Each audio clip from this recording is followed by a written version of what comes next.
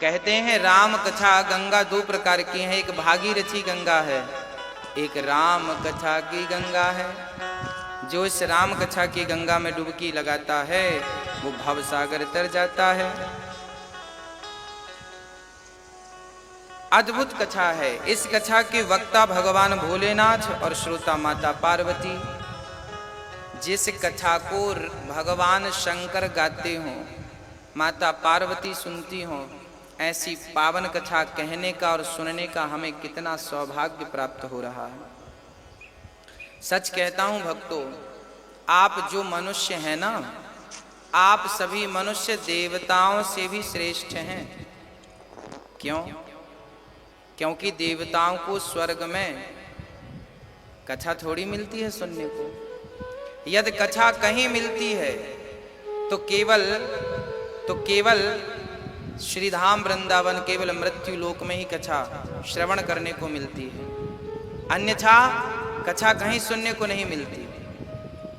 हाँ, कथा श्रवण करनी हो तो भगवान शंकर को भी मृत्यु लोक आना पड़ता है, अर्थात कथा केवल मृत्यु लोक में ही संभव है और कहीं नहीं। इसलिए कथा आप केवल मृत्यु लोक में ही श्रवण कर पा सकते हैं। अब समझिएगा, जब दशरथ जी का बुढ़ापा आ गया, बुढ़ापा आया, सबके पुत्र थे, दशरथ जी की कोई संतान नहीं थी। पृथ्वी में अधर्म बढ़ चुका था,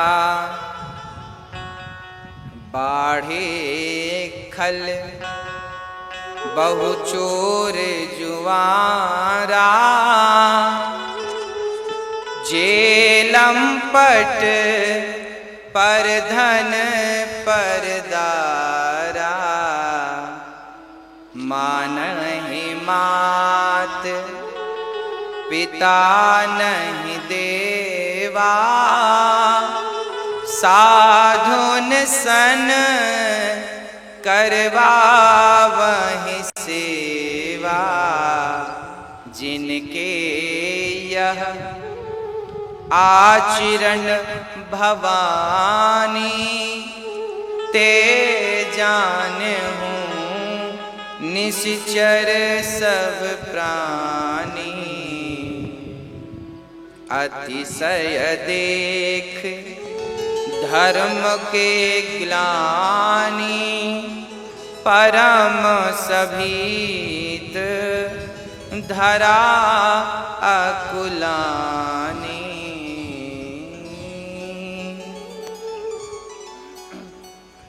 जब चारों तरफ अनाचार, अत्याचार, पापाचार बढ़ गया तो पृथ्वी माँ भगवान नारायण के पास गई, हे प्रभु मैं आपकी शरण ग्रहण करती हूँ भगवान, पापी रावण के अत्याचार से हम परेशान हो गई हैं, जल्दी से आइए अवतार लेकर और पापी रावण को मारकर पृथ्वी को भार मुक्त कीजिए। ब्राह्मण संत रावण यज्ञ करने नहीं देता था, पूजा करने नहीं देता था, सारे लोग स्तुति करने लगे, जय जय सुरनायक जन सुखदायक, प्रणत पाल भगवंता,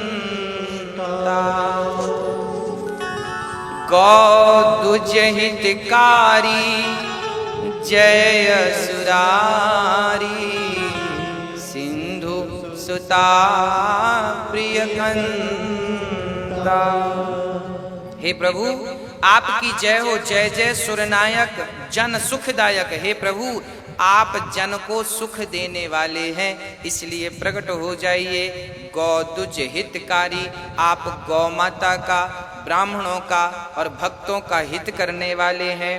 और असुरारी, हे असुरों का नाश करने वाले, हे सागर, हे सिंधु सुता प्रिय कंता, हे भगवन भक्तों को आप प्रिय लगने वाले भगवंत हैं। और प्रभु आप तो जय जय अविनाशी सब घटवासी। हे प्रभु, आप सब घटवासी हैं और व्यापक परमानंदा।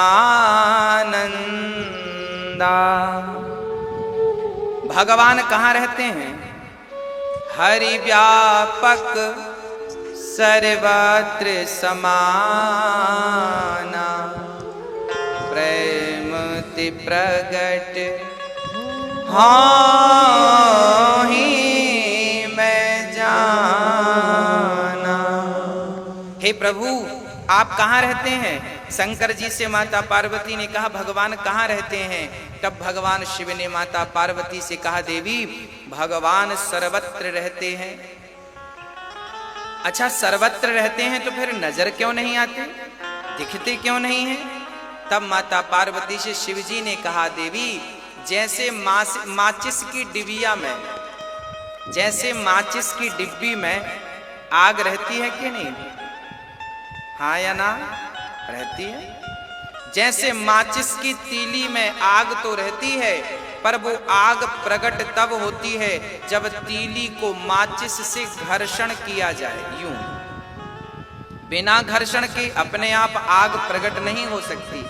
जैसे माचिस की तीली को माचिस से घर्षण करने पर आग प्रज्वलित होती है, उसी प्रकार जब भक्त भक्ति करता है और अपने आप को प्रेम की भक्ति की आग में समर्पित करता है, घर्षण करता है प्रेम का, तब भगवान हृदय से प्रकट हो जाते हैं। जैसे आग कहीं बाहर से प्रकट नहीं होती, उस तीली में आग तो थी पर घर्षण करने की देर थी, ऐसे ही आप सबके हृदय में ईश्वर तो है, बस भक्ति करने की देर है।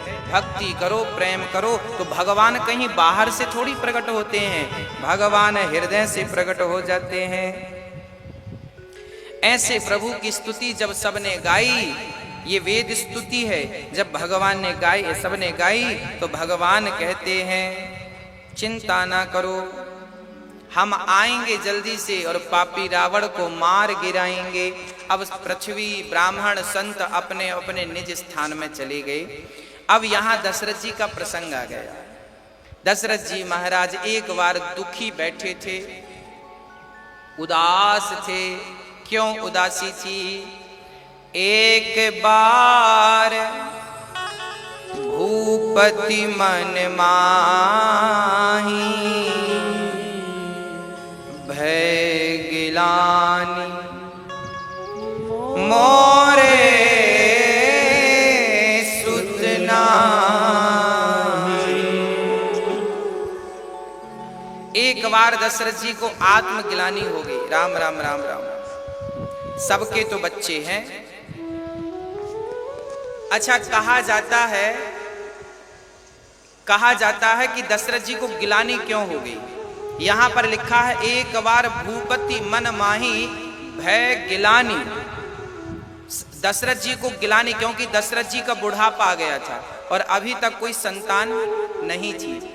एक दिन राजसभा में दशरथ जी बैठे थे सिंहासन पर और गुरु वशिष्ठ जी बैठे थे, और गुरु वशिष्ठ जी की पत्नी भी बाजू में बैठी थी, श्री अरुंधति माता।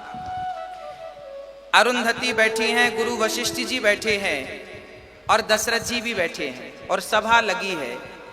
तभी अरुंधति का बेटा अरुंधति की गोद में है, अरुंधति के बेटे शक्ति उनकी गोद में है। तो अरुंधति ने क्या किया, उस बच्चे को चिटकोटी काट दी।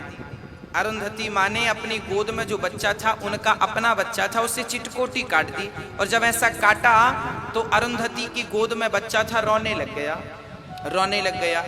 तब दशरथ जी बोल पड़े, माता जी, गुरु माता जी, आपका पुत्र क्यों रो रहा है? तब अरुंधति ने कहा, दशरथ जी, हमारा बेटा इसलिए रो रहा है कि दशरथ जी के गुरु तो वशिष्ठ जी बन गए। अब ये बच्चा रो रहा है कि अब तो दशरथ के संतान नहीं है, मैं किसका गुरु बनूंगा? हाँ, क्योंकि गुरु जी का बच्चा भी लोग उसे भी गुरु जी ही मानते हैं। ये गुरु जी का बेटा है, गुरु जी है ये। तो श्री वशिष्ठ जी का बेटा आपके बेटे का गुरु बनेगा, उनके बेटों के बेटे का गुरु बनेगा। आप तो हमारे पति के शिष्य हो, पर हमारे पुत्र का शिष्य कौन, क्योंकि आपके तो बेटा नहीं है। दशरथ जी ने जब ये बात सुनी तो दशरथ जी को गिलानी हो गई। राम राम मोरे सुत नाही। जब गिलानी हुई, बुढ़ापा या बेटा नहीं था, तब दशरथ जी महाराज को लगा अब क्या करूं। जब तुझसे ना सुलझे तेरे उलझे हुए धंधे, तो भगवान के इंसाफ पर छोड़ दे ऐ बंदे, वही तेरी मुश्किल आसान करेगा, और जो तू ना कर सका वो भगवान करेगा। तो दशरथ जी महाराज अब बिना विचारे जल्दी से गुरु शरण में चले गए। गुरु जी के पास गए और कहने लगे, क्या कहते हैं जरा समझिएगा। दशरथ जी महाराज कहते हैं कि गुरु ग्रह गयाऊं तुरत महिपाला, चरण लागी करी विनय विशाला, गुरु ग्रह गयाऊं निज दुख सुख सब गुरहि सुनायऊं,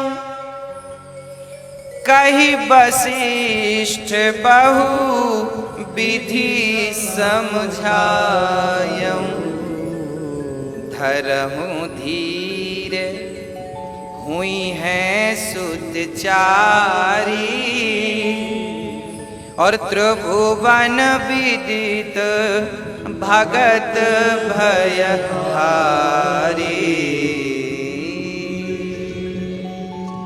क्या कहा जरा समझिएगा।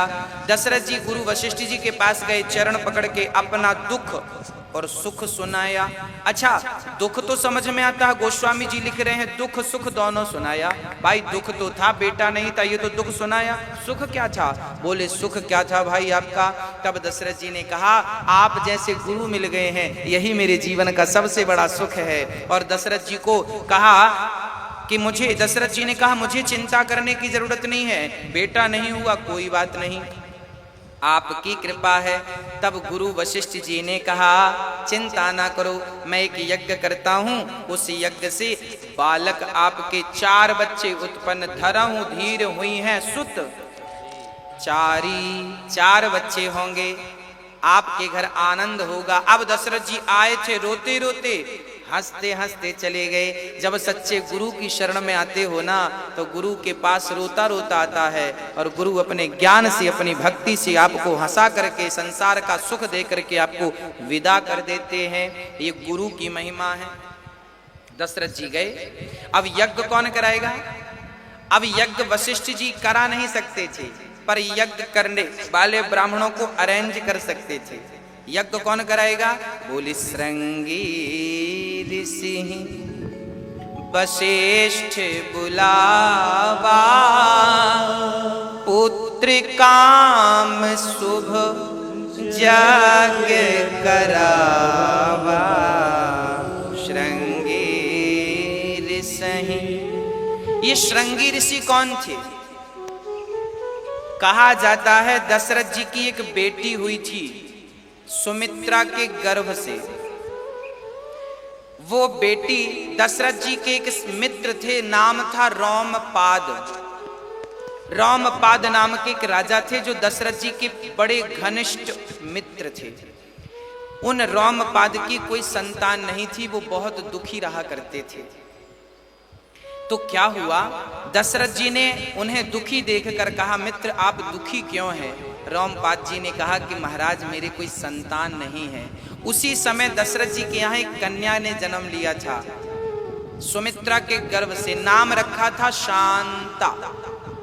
शांता नाम की कन्या दशरथ जी ने अपने मित्र को दान कर दी। मित्र आप दुखी ना होइए, जो ना मित्र दुख हो ही दुखारी, तिनहि बिलोकत पातक भारी।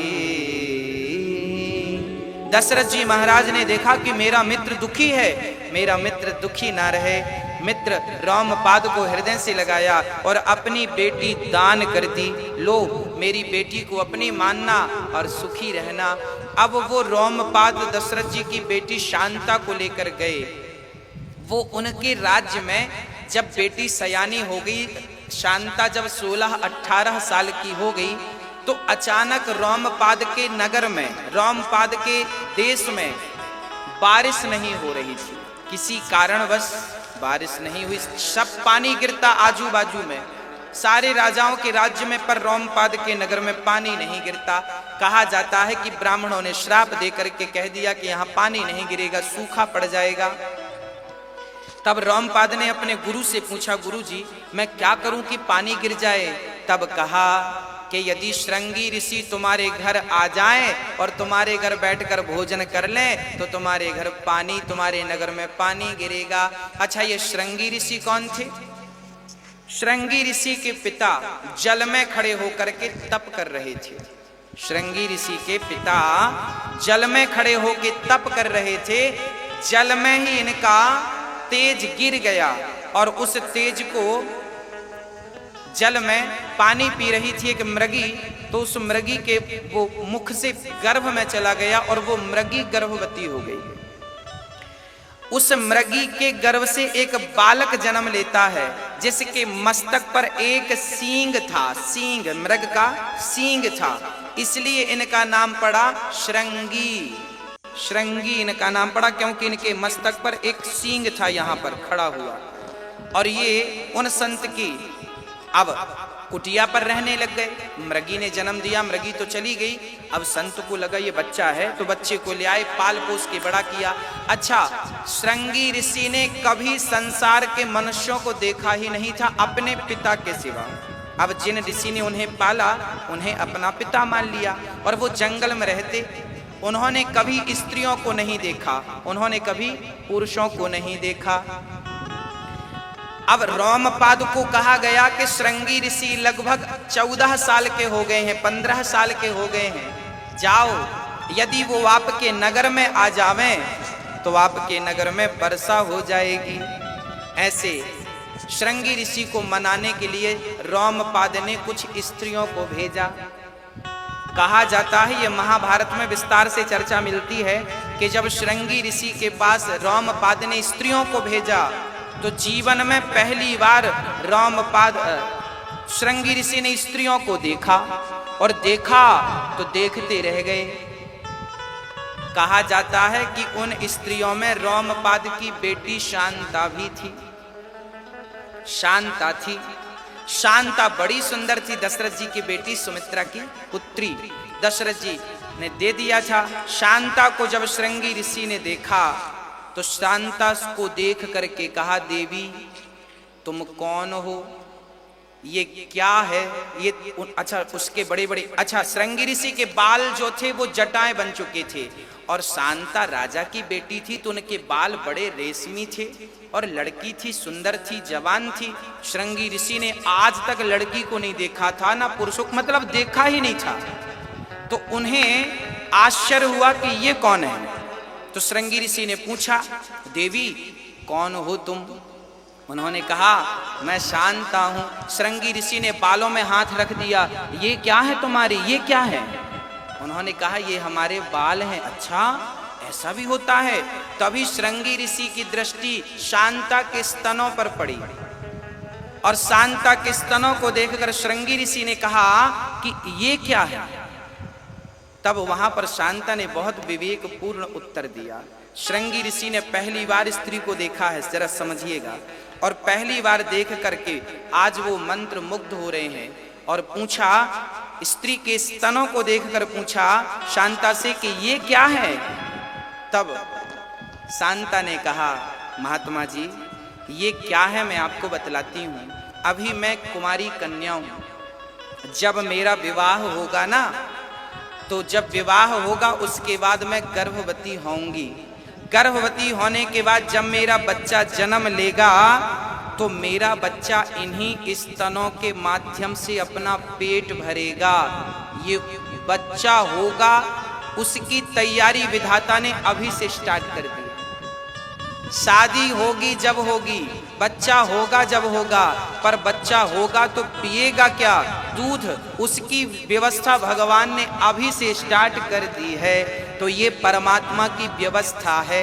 यहाँ से दूध की धार बहती है और वो बच्चा दूध पीता है।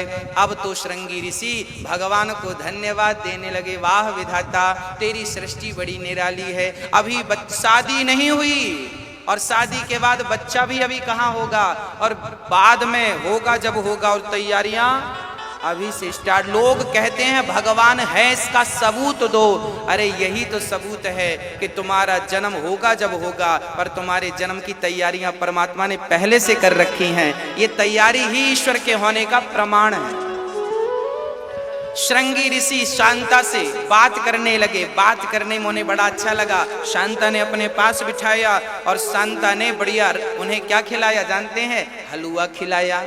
वो हमेशा जंगल के कंदमूल फल खाते थे, हलवा खिलाया। हलवा खिलाया, श्रृंगी ऋषि को अच्छा लगा। अब श्रृंगी ऋषि को अपने साथ लेके नाव पर बिठाई, शांता अपने साथ लेके नगर में गई। और जैसे ही रोमपाद के नगर में श्रृंगी ऋषि के चरण पड़े, वैसे ही वर्षा होने लगी और उनका नगर हरा भरा हो गया।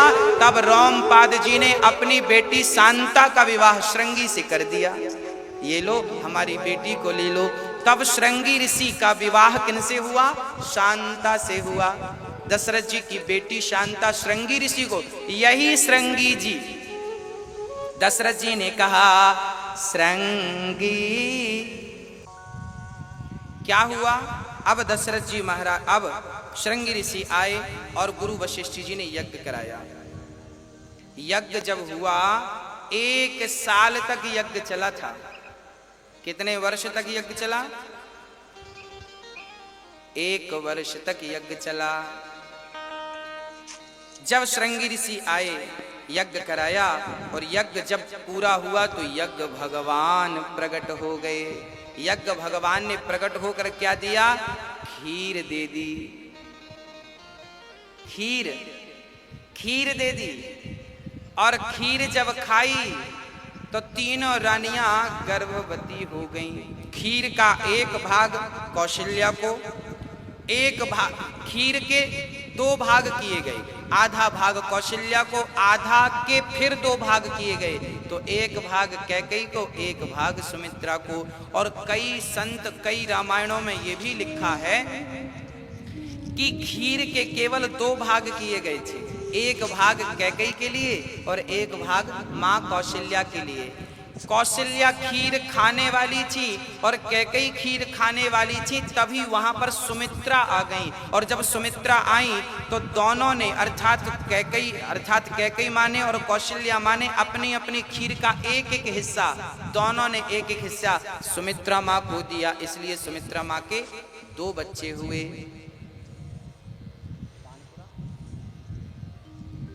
हाँ, अब बड़े प्रेम से, अच्छा, खीर खाने से बच्चा पैदा हुआ। ये खीर क्या है? खीर में 3 चीजें होती हैं। क्या क्या होता है खीर में? सबसे पहले तो होता है दूध, फिर चावल, फिर चीनी, शक्कर या मिश्री। हाँ, और तीनों मिल जाएं पर चौथी ना मिले तो भी खीर नहीं बनती। चौथी क्या है? चौथी है अग्नि, आग। दूध हो, चीनी हो, चावल हो, पर आग ना हो तो खीर नहीं बनती। तो ये क्या है जरा समझिएगा। जो दूध है, ये दूध है विशुद्ध ज्ञान। ज्ञान कैसा हो? दूध जैसा निर्मल हो। हाँ, और चावल है कर्म, कर्म करते हैं किसान तब चावल पैदा होते हैं। तो दूध है ज्ञान, कर्म है चावल। और इन दूध और चावल में क्या है? बोले मिश्री है। मिश्री मतलब मिठास, ये है भक्ति। तो जब आपके कर्म के साथ समझिएगा, जब आपके ज्ञान के साथ, दूध मतलब ज्ञान, चावल मतलब कर्म, जब आपके कर्म के साथ, आपके ज्ञान के साथ जब आपकी भक्ति मिलती है तभी खीर का निर्माण होता है। और जब ऐसी खीर खाई जाए तो राम लक्ष्मण भरत शत्रुघ्न उत्पन्न होते हैं। अर्थात आपका ज्ञान यदि भक्ति के बिना है, नैष्कर्म्यप्यच्युत भाव वर्जितम न शोभते ज्ञान मलम निरंजनम। यही बात उद्धव जी को गोपियों के प्रसंग में समझाई गई कि ज्ञान अधूरा है भक्ति के बिना, और कर्म भी अधूरा है। हम कर्म तो कर रहे हैं, पर रामचरितमानस में लिखा है कि जो भी कर्म करो तो कैसा करो, बोले तुम ही निवेदित भोजन करहि, तुम ही निवेदित भोजन करहि। अर्थात यह हुआ कि हम जो भी खाएं, जो भी पानी पिएं, जो भी करें वो भगवान को समर्पित करके करो। अर्थात सारे कर्मों को भगवान से जोड़ देना, ज्ञान को जोड़ देना। परंतु भक्ति, ज्ञान और कर्म सब तो है, पर आपने अपने आप को तपाया नहीं है। अच्छा, खटिया में पड़ करके, एसी में रह करके भक्ति नहीं की जा सकती। बोले कामी क्रोधी लालची इन सौ भक्ति न होय, भक्ति करे कोई सूरमा जाति वर्ण कुल खोय। हाँ, ठाट वाट में रह करके भक्ति नहीं की जा सकती, भक्ति के लिए त्याग करना पड़ता है। अच्छा, भक्ति भी दो प्रकार की है। वैसे तो 9 प्रकार की भक्ति है, पर सामान्य बात कर रहा हूं, भक्ति 2 प्रकार की है। एक भक्ति तो है आपकी अगरबत्ती वाली, एक लोटा जल चढ़ा लिया, सवेरे उठ के 2 अगरबत्ती, ओम जय जगदीश हरे, ये आपको हो गई भक्ति आपकी। सवेरे महाराज जी हम तो रोज अगरबत्ती जलाते हैं। अरे भाई साहब, अगरबत्ती जलानी ही नहीं चाहिए। अगरबत्ती में बांस होता है, और हमारे हिंदू धर्म में बांस को नहीं जलाना चाहिए। घर पे अगरबत्ती नहीं लगाना चाहिए, धूप बत्ती जलाना चाहिए। क्या जलाना चाहिए? धूप जलाना चाहिए, अगरबत्ती नहीं जलाना चाहिए। क्योंकि अगरबत्ती में जो बांस होता है वो बांस नहीं जलाना चाहिए। हमारे भारत में, हमारे हिंदू धर्म में बांस को नहीं जलाया जाता। और साइंस भी ये बात मानता है कि बांस को जलाने से बहुत सारा प्रदूषण होता है, इसलिए बांस नहीं जलाया जाता।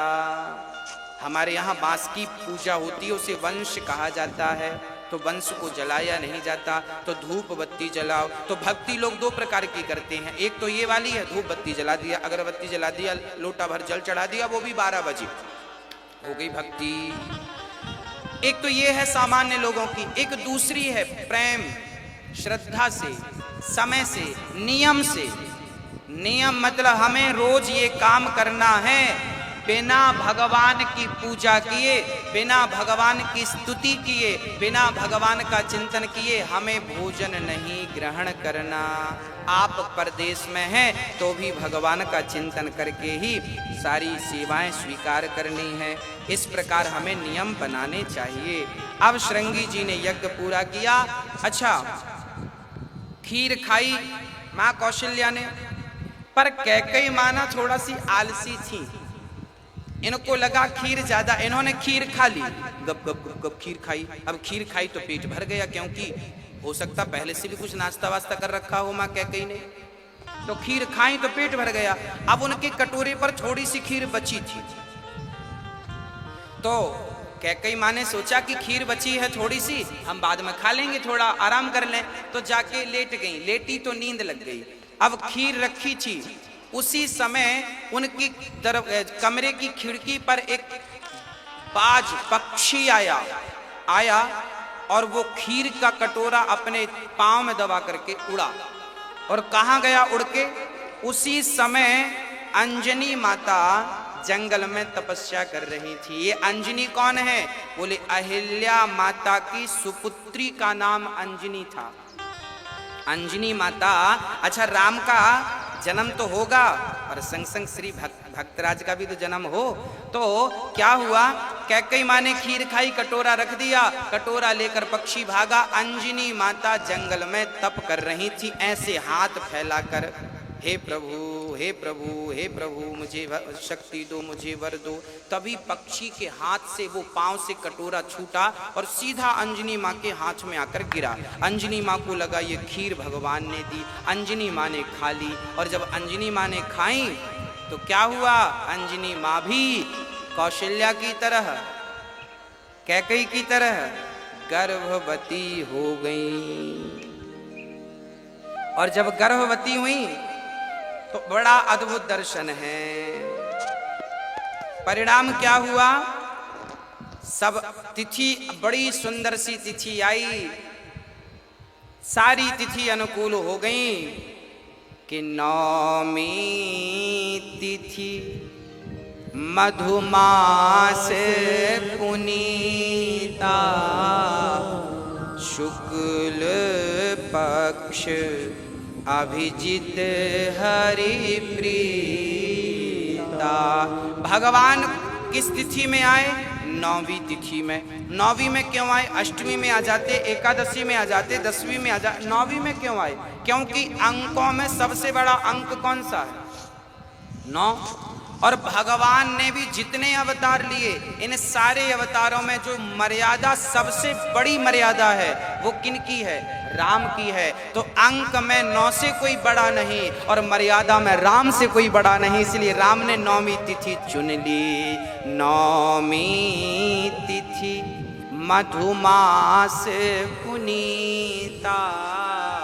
नौवीं तिथि मधुमास मतलब चैत्र के महीने को मधुमास कहते हैं। नौवीं तिथि मधुमास पुनीता और मध्य दिवस अति शीत न घामा। राम जी सुन कितने बढ़िया। अच्छा 9 का पहाड़ा जब आप पढ़ेंगे ना तो 9 एकम 9, 9 दूनी 18, 8 और 1 9, 9 दूनी 18, 9 तिया 27, 7 और 2 9, 9 तिया 9 दूनी 18, 9 तिया 27, 9 चौके 36, 36, 3 और 6 9। पूरा पहाड़ा पढ़ लीजिएगा आप। 9 का पहाड़ा जब पढ़ेंगे ना तो अंक संख्या 9 ही आएगी, ना तो कम होगा 1 अंक, ना तो ज्यादा होगा 1 अंक। अर्थात राम जी की मर्यादा कैसी है, बोले आप पहाड़ा पूरा पढ़ लीजिए 9 का, 1 से लेके 10 तक 9 ही आएगा। उसी प्रकार राम की मर्यादा ऐसी है कि कैसी भी विषम परिस्थितियां रहें पर राम की मर्यादा तो 9 अंक जैसी है, वो खंडित नहीं होता। जैसे ही 9 अंक खंडित नहीं हुआ, ऐसे राम ने 11,500 वर्ष तक राज्य किया पर राम की मर्यादा कहीं खंडित नहीं हुई। इसलिए राम जी 9 में आए, क्योंकि केवल 9 का ही पहाड़ा ऐसा है जो खंडित नहीं होता। बाकी सारे पहाड़े कम ज्यादा होते रहते हैं, अंक ज्यादा नीचे ऊपर नीचे होते रहते हैं। केवल 9 का पहाड़ा पढ़ने से केवल 9 ही 9 रहेगा, ऊपर से नीचे तक कोई संख्या दूसरी नहीं है। इसलिए राम 9 में आए। नवमी तिथि मधुमास और दिन के 12 बजे। 12 कब बजते हैं, जब तीनों कांटे, कांटे मतलब सेकंड का कांटा, मिनट का कांटा और घंटे का कांटा, तीनों जब ऊपर ऊर्ध्व मुख हो, ऊर्ध्व पुंड्र की तरफ ऊपर की तरफ होते हैं और जब तीनों मिलकर एक हो जाते हैं तब राम अवतार होता है। ये 3 क्या है, बोले मैं अरु मोर तोरते माया। मैं अर्थात अहंकार, मेरा अर्थात मोह और ये संसार की माया। जब अहंकार समाप्त कर देंगे आप, जब मोह समाप्त कर देंगे आप और माया को छोड़कर मायापति के चरण पकड़ लेंगे आप, जब आप परमात्मा की ओर देखेंगे, ऊपर की ओर, उसी क्षण परमात्मा आपके हृदय में प्रकट हो जाएंगे, जैसे अवध में कौशल्या के गर्भ से प्रकट हो गए। हाँ, आप संसार का त्याग करिए तो सही, परमात्मा तो प्रकट होने को तैयार हैं। हाँ, तो भगवान ठीक 12 बजे प्रकट हो गए। मध्य दिवस, न शीत न घामा, न सर्दी थी न गर्मी थी और बड़े प्रेम से ठाकुर जी मेरे राघव प्रकट हो गए। और जैसे ही प्रकट भये तो प्रकट हुए तो कौशल्या माँ ने देखा शंख चक्र गदा पद्म लेकर भगवान नारायण प्रकट हो गए। शंख चक्र चतुर्भुज रूप में कौशल्या ने देखा, आप कौन हैं? राम जी बोले, मैया आपका बेटा हूं। कौशल्या जी बोली, राम राम, इतना लंबा चौड़ा बेटा, मैं क्या करूंगी इतना बड़ा बेटा का, और तुम इतने बड़े हो, और कल तुम्हारी शादी करूंगी तो इतनी लंबी बहू कहाँ मिलेगी एक दिन की, तुम तो एक दिन में इतने बड़े हो गए, तो हमें इतना बड़ा बेटा ना चाहिए, तब क्या करूं माँ। तब माँ कौशल्या ने कहा, भय प्रगट, गोस्वामी जी गा रहे हैं, कहा कह दुई कर जोरी आस्तुति तोरी, हे प्रभु मैं आपकी स्तुति करती हूँ, आप ये रूप त्याग कर मुझे छोटे से राम बन कर के मिल जाओ। 4 हाथ थे, 4 हाथ इसीलिए लेकर प्रकट हुए कि चारों युगों के भक्तों को एक एक हाथ दे दूंगा, सतयुग त्रेता युग द्वापर कलयुग। कौशल्या माँ ने कहा हमें 2 हाथ चाहिए, 2 हाथ वाला बेटा चाहिए। भगवान ने 2 हाथ, बड़े हैं ठीक हूँ माँ, ना छोटे बन जाओ, सुनी बचन सुजाना, मैया अब ठीक हूं ना, रो। भगवान बोले मैं क्यों रोऊं। कौशल्या माँ ने कहा, माँ प्रभु अभी संसार के लोग रो रहे थे, अब उनका दुख दूर करने आए हो तो सबका रोना आप ही रो लीजिए और अपनी हंसी खुशी सबको लुटा दीजिए। तो सुनी बचन सुजाना रोदन ठाना, हुए बालक सुर भूपा, यह चरित जगावहि हरि पद पावै, न परहि भव भूपा। विप्रधेनु सुर संतहित, दीन मनुज अवतार, निज इच्छा निर्मित तनु, माया गुण गोपाल। भगवान अपनी इच्छा से आज वो निर्गुण निराकार, शंकर जी कह रहे हैं पार्वती सुनो, आज वो निर्गुण निराकार, आज वह परमात्मा राम बनकर प्रकट हो गए। बोलिए राजा रामचंद्र भगवान की।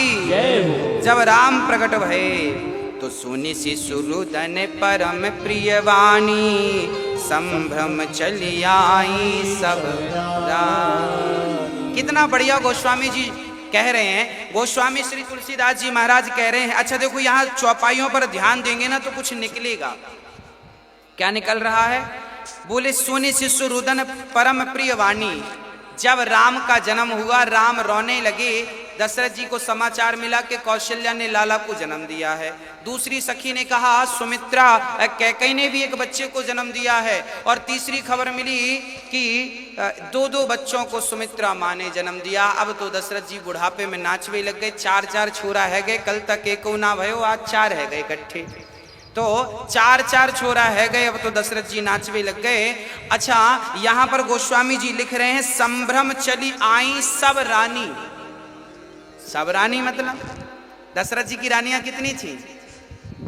दशरथ जी की रानियां महारानियां तो 3 थी, बाकी दशरथ जी की 750 अन्य रानियां भी थी। कहां लिखा है? वाल्मीकि रामायण में लिखा है, अन्य रामायणों में लिखा है। इसलिए गोस्वामी जी यहाँ लिख रहे हैं संभ्रम चली आई सब रानी। 3 रानियों को बेटा हुआ और बाकी रानियों ने जब सुना तो दौड़ती दौड़ती चली आई और दौड़ करके सारे बच्चों को, राम को, लक्ष्मण को, भरत, शत्रुघ्न, चारों को रानियों ने हृदय से लगाया और प्रेम पूर्वक आज राम लला का उत्सव चालू हो गया। उत्सव चालू हो गया। अब सारी सखियों ने दशरथ जी को बधाई दी। बधाई हो पुत्र जन्म दशरथ सुनि काना, मानहु ब्रह्मा नंद समाना। आज ब्रह्मानंद आ गया। दशरथ जी को याद आ गई कि मैंने कभी भगवान से भगवान को मांगा था, आज वही ब्रह्मानंद मेरे घर में आज राम बनकर खेल रहे हैं। और दशरथ जी महाराज बड़े प्रेम से आज अपने बच्चों का आनंद लूट रहे हैं। अच्छा यहाँ पर एक चौपाई गोस्वामी जी लिख रहे हैं, जरा वो समझिएगा। दशरथ जी जब बच्चे हुए तो श्री गुरु वशिष्ठ जी को बुलाया गया। गुरु जी आए, जात कर्म संस्कार कराया। बच्चे होते हैं ना तो संस्कार की प्रक्रिया चालू हो जाती है। गुरु वशिष्ठ जी आए, नंदी मुख कराया, आनंद श्राद्ध नांदी श्राद्ध कराया, जात कर्म संस्कार किए। ब्राह्मणों को सोना चांदी हीरा मोती जमीन सारा श्री दशरथ जी ने बांटना शुरू कर दिया। और क्या क्या बांटा दशरथ जी ने? बोले सर्वस्व दान दीन सब काहू, जेहि पावा राखा नहीं ताहू। दशरथ जी ने सब कुछ दान कर दिया। क्या क्या दान कर दिया? बोली इतना दान किया कि लेने वाले ले जा ना सके, इतना दान दिया दशरथ जी ने। आपके घर भी जब आपके कोई नाती पोता बच्चों का जन्म हो ना, तो बच्चों के जन्म पर बहुत दान करना चाहिए। कहते हैं जो आप बच्चों के जन्म पर दान करते हैं, उस दान का पुण्य उन बच्चों को मिलता है, उनसे उनकी आयु बढ़ती है, उनका यश बढ़ता है, उनकी कीर्ति बढ़ती है। इसलिए दान की महिमा है। हाँ, दान करते रहना चाहिए। सर्वस्व दान दीन सब काहू से क्या अर्थ है? बोले सर्वस्व दान दीन अर्थात दशरथ जी ने सर्वस्व दे दिया। अच्छा, सर्वस्व क्या था? बोले भगवान ही हम सबके त्वमेव माता च पिता त्वमेव त्वमेव बंधु च सखा त्वमेव त्वमेव विद्या द्रविणं त्वमेव त्वमेव सर्वम। जरा शब्दों पर गौर कीजिएगा, लिखा है त्वमेव सर्वम मम देव दे, अर्थात भगवान ही हमारे सर्वस्व हैं। क्या है हमारे? सब कुछ। कौन? भगवान ही हमारे सर्वस्व हैं। आज दशरथ जी के बारे में लिखा है सर्वस्व दान दीन सब काहू। क्या अर्थ है? आज दशरथ जी ने सब कुछ दान कर दिया। सब कुछ मतलब क्या क्या? बोले राम का भी दान कर दिया, राम को दान कर दिया। भाई बच्चों के जन्म में सोना चांदी लोग दान करते, ये थोड़ी कि अपना बेटा ही दान कर दे, पर दशरथ जी ने दान कर दिया था। किसे दान किया? दशरथ जी के एक परम सखा थे, जटायु जी महाराज। जटायु जी एक बार दशरथ जी युद्ध करने गए थे, देवताओं के पास दैत्यों से युद्ध करने गए थे। देवासुर संग्राम में दशरथ जी ने भाग लिया था। तभी देवासुर संग्राम में जब दशरथ जी देवताओं के पक्ष से युद्ध कर रहे थे, तभी दैत्यों ने दशरथ जी के रथ पर बाण मार दिया और दशरथ जी का रथ जब गिरा, टूटा, तो दशरथ जी ऊपर से गिरने लग गए। और जब गिरे तो जटायु जी को लगा कि कोई गिर रहा है, मैं जान क्यों ना बचा लूं। तो श्री जटायु जी महाराज गए और दशरथ जी की जान बचाते हैं। दशरथ जी को अपने पंखों पर बिठाकर जमीन पर लाकर उतारते हैं। जब दशरथ जी को होश आया तो दशरथ जी ने जटायु से कहा, आप कौन हैं? जटायु जी ने कहा, मैं जटायु हूं और हम कश्यप की संतान हैं। आपको नीचे गिरते हुए हमने देखा तो हमने आपको बचा लिया। दशरथ जी ने कहा, आपका बड़ा एहसान है, आप हमसे कोई वरदान मांग लो, जो मांगेंगे। आज आपने हमारे जान बचाई है, जो मांगेंगे हम आपको देंगे। तब श्री जटायु जी ने कहा कि अभी तो देखिए कुछ मांगने की आवश्यकता नहीं है, पर समय आएगा तब मैं आपसे मांग लूंगा। तब से जटायु की मित्रता हो गई। अच्छा, एक बार ये प्रसंग भी मिलता है कि एक बार दशरथ जी जटायु से मिलने आए, जब इनके कोई संतान नहीं थी दशरथ जी की, तो दशरथ जी उदास थे।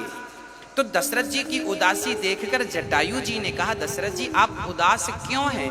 आपकी उदासी का कारण क्या है? तब दशरथ जी ने कहा कि देखो मेरा बुढ़ापा आ गया है, अभी तक कोई संतान नहीं हुई, ये तो कोई संतान हो जाती तो बढ़िया हो जाता। तब दशरथ जी ने कहा, जटायु जी आप तो भगवान से संबंध रखते हैं, आप तो पक्षी हैं, उड़कर जा सकते हैं बैकुंठ। एक बार भगवान से पूछ लो कि मेरे बेटा कब होगा और होगा या नहीं, ये सब पूछ लो। तो दशरथ जी ने कहा पूछ लो। अब जटायु ने कहा ठीक है, मैं अपने मित्र का इतना तो काम कर ही सकता हूं। तो जटायु लंबी उड़ान भरते हैं और भगवान के धाम पर बैकुंठ पहुंचते हैं और वहां स्वयं नारायण से पूछते हैं, क्षीर सागर पहुंचते हैं और श्री लक्ष्मी नारायण से पूछते हैं कि मेरे मित्र के दशरथ के कोई संतान है या नहीं। तब कहते हैं नारायण को जटायु के कहने पर याद आया कि अरे हमें खुद जाना है, आपने अच्छी याद दिला दी, हमें खुद जाना उनके घर पुत्र बन करके, और कह देना दशरथ के कि 4 बेटे होंगे। अब जटायु ने आकर के कहा, दशरथ जी बधाई हो, आपके घर जल्दी से 4 बेटे होने वाले हैं, पर आप हमें एक वचन दो। क्या? बोले जो आपका बड़ा बेटा होगा आप वो हमें दे देंगे, क्योंकि जटायु के भी कोई संतान नहीं थी। जटायु ने कहा आपके तो होंगे तो आप हमें दे देना। दशरथ जी बोले 4 होंगे, 1 आपका। तो वही जब दशरथ जी के 4 बच्चे हुए तो जटायु जी आ गए, चलो हमारा हिस्सा हमें दो। तो जटायु को देखकर दशरथ जी बड़े प्रसन्न हुए। मैंने कहा था प्राण जाए पर वचन ना जाए। तो राम को, बड़ा बेटा कौन? राम। तो राम को ही उठाकर दशरथ जी ने जटायु को दे दिया। यही गोस्वामी जी लिख रहे हैं, सर्वस दान दीन सब काहू। सर्वस्व मतलब भगवान को दान दे डाला दशरथ जी ने और सर्वस्व दे दिया। और जब जटायु जी लेके जाने लगे तो नारद जी आ गए। नारद जी ने कहा कहाँ ले जा रहे हो नन्हे से बालक को? बोले हमारा बेटा है, ले जा रहे हैं। बोले दूध कैसे पिलाओगे, खाओगे, खिलाओगे कहाँ, रखोगे कहाँ? अभी दे दो, बड़े हो जाएंगे तो ले जाना। जटायु जी बोले ठीक है। तो आगे गोस्वामी जी लिख रहे हैं, जे ही पावा राखा नहीं ताहू। ताहू अर्थात जिसने लिया वो रख ना सका, वापस कर दिया। तो दशरथ जी महाराज ने राम को दे दिया जटायु को, फिर जटायु ने वापस कर दिया। जे ही पावा राखा नहीं ताहू, वो रख नहीं सका, वापस कर दिया जटायु ने। राम बड़े हो जाएंगे तब मैं ले जाऊंगा। अभी ये बात एक चौपाई पर और स्पष्ट होगी, इसलिए मैं आगे सुनाऊंगा। अभी आप इतना सुन लीजिए, आगे मैं सुनाऊंगा राम कथा। हर प्रसंग पर हर चीज आपको सुनाऊंगा। ये यहाँ ऐसा लिखा है तो क्यों, इसके पीछे का कारण क्या है, सारी बातें आपको सुनाऊंगा। पर आप पूरी कथा सुनेंगे तब आपको समझ में आएगा। अब जटायु जी महाराज चले गए, इसलिए जटायु के मरने पर राम ने ही जटायु को अग्नि दान दिया है, आग लगाई है चिता पर। पिता के मरने पर राम ने पिता की चिता पर आग नहीं लगाई, पर जटायु की लगाई, क्योंकि ये पिता थे। हाँ, अब राम जी जब थोड़ा बड़े हुए, सारे संस्कार हुए, सारा उत्सव चालू हो गया। अब उत्सव हुआ तो कैसा उत्सव था? उस उत्सव में भगवान शंकर भी और कागभूषुंड जी भी आए। सुंदर से राम जी का जन्म हुआ, राम जी का उत्सव, शंकर जी दर्शन करने आए। हे मैया, आज लाला को दर्शन कराए दे, मैं राम लला को देखूंगो। चर्चा है। अब इसके बाद गुरु वशिष्ठ जी ने आकर नामकरण संस्कार किया। नामकरण संस्कार, कितना अद्भुत नाम रखा है श्री वशिष्ठ जी ने, जरा सुनिएगा सावधान होकर। कि जो आनंद सिंधु सुख राशि सी करते त्रैलोक्य सुपासी। जो आनंद, आज नामकरण कौन कर रहा है? वशिष्ठ जी, गुरु वशिष्ठ। ये गुरु वशिष्ठ ना दशरथ जी के गुरु बनने से मना कर रहे थे। तब ब्रह्मा जी ने कहा था कि जिस ब्रह्म की खोज में तुम जंगल, अच्छा वशिष्ठ जी ने क्या कहा कि मैं देखो गृहस्थी नहीं बसाऊंगा और मैं किसी का पुरोहित नहीं बनूंगा, मैं तो जंगल में भजन करूंगा, ब्रह्म का चिंतन करूंगा। ब्रह्मा जी ने कहा जिस ब्रह्म का चिंतन करने तुम जंगल जाओगे ना, वो ब्रह्म तो दशरथ जी की गोद में खेलेगा, उन्हीं का नामकरण करने का सौभाग्य मिलेगा, बन जाओ गुरु। तब वशिष्ठ जी केवल राम के दर्शन के लिए इनके गुरु वर्षों से चले आए। दशरथ जी की आज तक जो हजारों पीढ़ियां बीत गई हैं, इन हजारों पीढ़ियों के गुरु श्री यही थे, श्री वशिष्ठ जी। अर्थात वशिष्ठ जी सतयुग से हैं, अभी त्रेता युग चल रहा है, ये मरे नहीं हैं, ये ऋषि हैं, सप्त ऋषि में इनका नाम है। हाँ, कश्यपोत्री वशिष्ठश्च विश्वामित्रोऽथ गौतमः जमदग्निर्भरद्वाज इति सप्तर्षिया स्मृतः। ये प्रेजेंट के सप्तर्षि ये।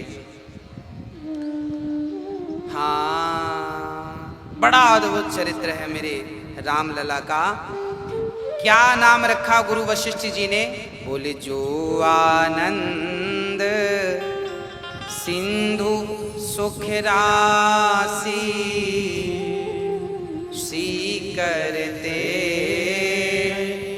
त्रैलोक्य सुपासी। जो आनंद, वाह कितना आनंद है, जो आनंद सिंधु सुख राशि, वाह। भगवान राम आनंद के सागर हैं। यदि आनंद चाहते हो जीवन में तो राम नाम का सहारा जरूर लीजिएगा। राम ही आनंद देने वाले हैं। ऐसे राम को चित्त में बसाइएगा। ये वो आनंद है। सीकर का अर्थ है कि जब पानी की ज्यादा, जहां पानी का ज्यादा वेग होता ना, पानी की फव्वारा निकलती, फुहार, एक बूंद पानी की ढेर सारी फुहार हो जाती है। फुहार मतलब बहुत बारीक पानी के कण, उसे सीकर कहते हैं। भगवान उसी कणों के रूप में इस संसार में व्याप्त हैं। हाँ, आनंद देने वाले हैं।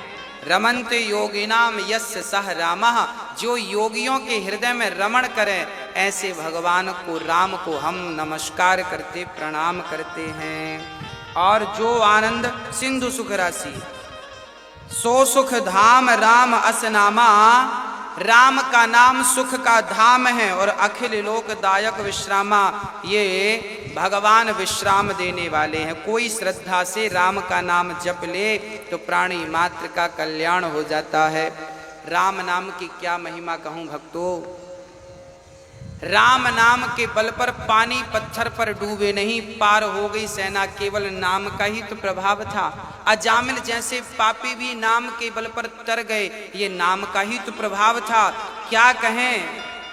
हाँ, नाम की बड़ी महिमा।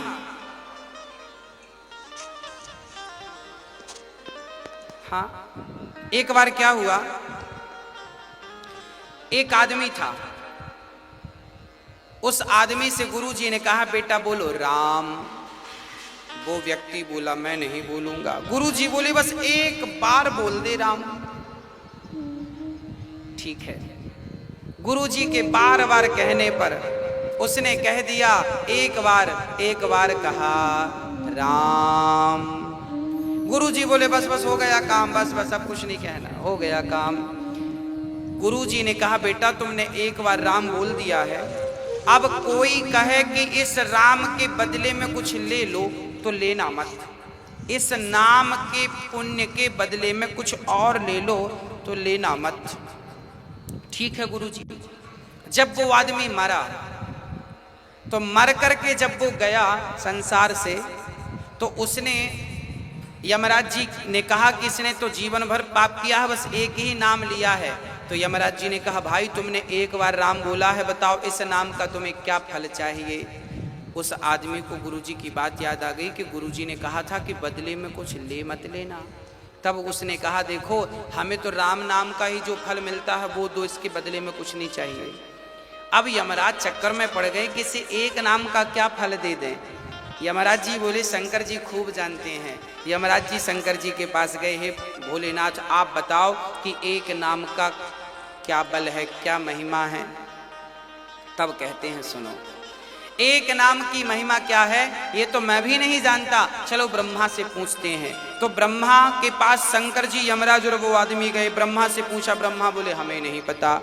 फिर किससे पूछें, बोले चलो स्वयं भगवान से पूछ लेते हैं। तो भगवान के पास लेकर गए, बैकुंठनाथ के पास लेकर गए और कहा ब्रह्मा जी ने कि प्रभु आपके एक नाम की महिमा क्या है। तब भगवान हंसकर बोले आपको अभी भी नहीं पता चला। बोले नहीं। तब भगवान नारायण ने कहा इस आदमी ने क्या बोला है। बोले राम। बोले राम बोला है तभी तो शिव जी के साथ, यमराज के साथ, ब्रह्मा के साथ मेरे सामने खड़ा है बैकुंठ में। यही एक नाम की महिमा है कि एक नाम भी आपको भवसागर से मुक्त कर सकता है। पर कौन सा नाम। बोले राम राम सब कोई कहे, दशरथ कहे न कोई। एक बार दशरथ कहे सो कोटि यज्ञ फल हो। राम राम तो सब गाते हैं, पर राम नाम दशरथ का अर्थ यह है कि जो 10 इंद्रियों को 5 ज्ञानेंद्री 5 कर्मेंद्री को कंट्रोल करके जो भगवत भजन करता है। अच्छा, राम पैदा किसके घर भय? 10 के घर पैदा हुए और 10 को मार भी डाला। दशरथ के घर पैदा हुए और दशानन, यहाँ भी संख्या 10 थी, अयोध्या में भी संख्या 10 थी और लंका में भी संख्या 10 थी। वहां था दशानन और यहाँ थे दशरथ। अब देखिएगा, दशरथ के घर तो पैदा हो गए और दशानन को मार दिया। तात्पर्य क्या है? बोले दशरथ कौन थे? बोले जिनकी इंद्रियां अंतर्मुखी हों, इंद्रियां अंतर्मुखी हो, जिसने अपने मन पर विजय पा रखा हो, जिसने अपने काम पर क्रोध पर विजय पा रखा हो, उसका नाम तो दशरथ है। पर जिसने इंद्रियों की गुलामी की हो, जिसकी इंद्रियां बहिर्मुखी हैं, जो इंद्रियों का गुलाम, उसे रावण कहते हैं। तो जिसकी इंद्रियां वश में थी उनके घर पैदा हो गए राम, और जिसकी इंद्रियां वश के बाहर थी उसे जाके मार डाला। तो जीवन में यदि इंद्रियों को जीतना है तो राम का एक ही नाम कल्याणकारी है। पर कब? जब 10 इंद्रियों को साध कर एक राम कहा जाए तब। काम को, क्रोध को, लोभ को, अहंकार को मिटाकर एक नाम जपा जाए तो वो एक नाम ही करोड़ों के बराबर है। हाँ प्रिय भक्तों, श्री राम का नाम संपन्न हुआ। अब श्री वशिष्ठ जी की नजर पड़ी। विश्व भरण पोषण कर जोई, ताकर नाम भरत अस होई। विश्व भरण पोषण कर जोई, जो विश्व का भरण करता हो, पोषण करता हो। पोषण करने वाले कौन है? भरत। भरत जो हृदय में भक्ति भरता हो, जो अन्नपूर्णा को भरते हो, वो भरत लाल हैं। ऐसे नाम, भरत जी का नाम क्या रखा? कैकेयी के पुत्र का नाम, बोले भरत इनका नाम। और जाके सुमिरन तेरी पूनासा, जिनके स्मरण मात्र से दुष्टों का दमन हो जाए, इनका नाम शत्रुघ्न होगा। और लक्षण धाम राम प्रिय सकल जगत आधार, गुरु वशिष्ठ तेहि राखा लक्ष्मण नाम उदार। क्या नाम रखा? लक्ष्मण। जो लक्ष्य की ओर अपने मन को लगा के रखे उसी का नाम लक्ष्मण। लक्ष्मण का अर्थ क्या है? लक्ष्य। लक्ष्य क्या है? भगवान को पाना, राम को पाना लक्ष्य है। जो मन को लक्ष्य में लगा के रखे उनका नाम लक्ष्मण है। और ये राम लक्ष्मण भरत शत्रुघ्न कौन है? जरा सुनिएगा। आज यहां एक बहुत बड़ा संदेह मैं आपका दूर करना चाहता हूं। कई पुराणों में लिखा है कि भगवान विष्णु भी ध्यान कर रहे हैं। किसका ध्यान कर रहे हैं? क्या भगवान विष्णु से ऊपर कोई है? हाँ, याद रखना, भगवान नारायण अलग हैं। भगवान नारायण क्षीर सागर में लक्ष्मी के साथ रहते हैं और भगवान नारायण ने सृष्टि का पालन करने के लिए एक अवतार लिया है जिसे विष्णु अवतार कहते हैं। भगवान नारायण ने कौन सा अवतार धारण किया? विष्णु। ये चतुर्भुज रूप में रहते हैं और ये बैकुंठवासी हैं। भगवान विष्णु का स्थान कौन सा है? बैकुंठ। और सुनिएगा, विष्णु भगवान बैकुंठ, क्योंकि कई बार आपने देवी भागवत पढ़ेंगे ना, तो देवी भागवत में लिखा है ब्रह्मा विष्णु और महेश ब्रह्म की उपासना कर रहे हैं। अब कहीं पर आपको ये लिखा हुआ मिल जाए कि ब्रह्मा विष्णु महेश ध्यान कर रहे हैं, तो आप चक्कर में पड़ जाएंगे, ये किसका ध्यान कर रहे हैं। तो आज हम आपको बता दें कि भगवान जो है, पूर्ण ब्रह्म जो है, वो नारायण है। नारायण के ही अवतार विष्णु जी हैं। कहते हैं विष्णु पालन करते हैं, ब्रह्मा सृष्टि को उत्पन्न करते हैं और शंकर जी सृष्टि का संहार करते हैं। ये तीनों किसके सारे पर चलते हैं? नारायण के सारे पर चलते हैं।